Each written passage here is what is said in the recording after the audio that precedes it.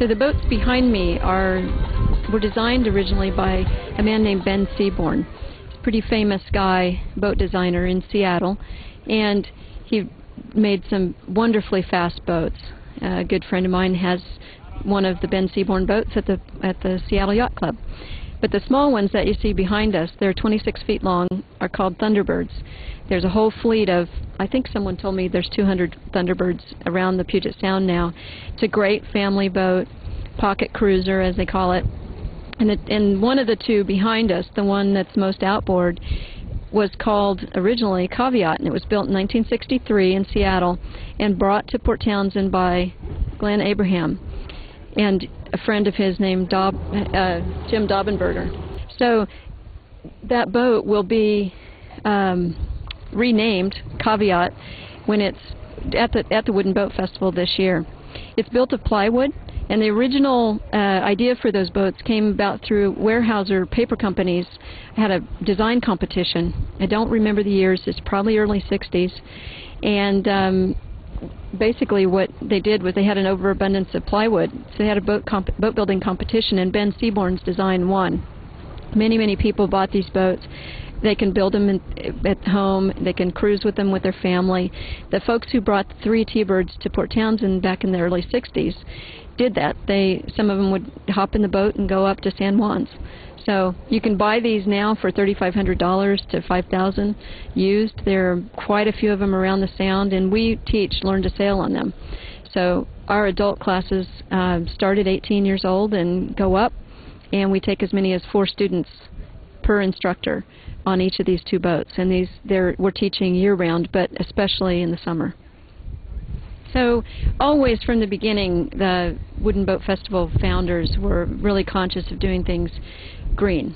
It wasn't called green back in the 70s when they were doing it, but they were trying to do things with low impact on the environment, things that were healthy for their bodies and for their souls. And so there's always been a bit of that at the Wooden Boat Festival, but this year we have some specific new examples, starting 3 years ago, but more so this year. We've got presentations on biodiesel and electric motors, solar power, and wind.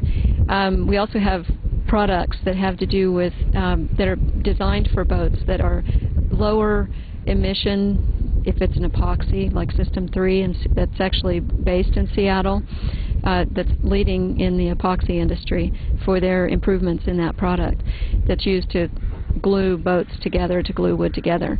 On the bottom of the boat behind me, Bryony, you can see an example of something called E-paint, and that's the new kind of green, the most green bottom paint that's available for boats. It's designed to, I believe, has less metals and less toxins for the marine environment. So Paul Stolman, the owner, takes charters out of Port Townsend, and his boat's always here at Center Dock. So anybody who's in town sure should take a look at it and see, watch how it holds up. So far it looks great. And beyond that, we've got, as I said, biodiesel, and we'll have several presentations on that and several boats that are actually using it that'll be here. So there are lots of ways to get to the Wooden Boat Festival. And of course, there's the obvious one, like sailing your own boat, bringing your own boat by power, like the one going by us, only that's a fiberglass boat. But fiberglass boats are welcome too. They just have to stay in the other marina. So you can come by boat, you can come by bicycle, motorcycle, bus. Google has a great public transit option now where you can put in the Port Townsend Wooden Boat Festival and actually find a way to get here by bus. Those people who are coming from the north need to be thinking about the ferry. The Keystone Ferry does take reservations now. And we encourage people, if they're coming from the north and can park on the other side, it saves some of the parking hassle in Port Townsend. But we have the buses running in the local Jefferson Transit buses running every 10 minutes. Shuttle comes from the transit riding, the park and ride at Safeway as you enter town, and comes right down to the entrance of the Wooden Boat Festival. The whole town is about, a couple miles long as far as the distance from anywhere you'd park to the Wooden Boat Festival entrance. But we encourage people to come early, and if you can come over and can stay in a bed and breakfast or motel anywhere from Sequim to Poulsbo, then we encourage you to do that, ride the bus. The connections are great between the different counties out here. So you can also visit us on our website, woodenboat.org. The website's been updated this last year. It includes a video of the festival that's a compilation of years past. You'll see what Steve Miller and Nigel Calder, other people what they have to say about the festival, the crazy romantics who live here. The website's completely searchable. There's a white box in the upper left corner or upper right corner. You can type in any word. So if you're looking for a particular boat design or person who might be doing a presentation or business or boat name, you can type it in and it'll show you where to go in our site.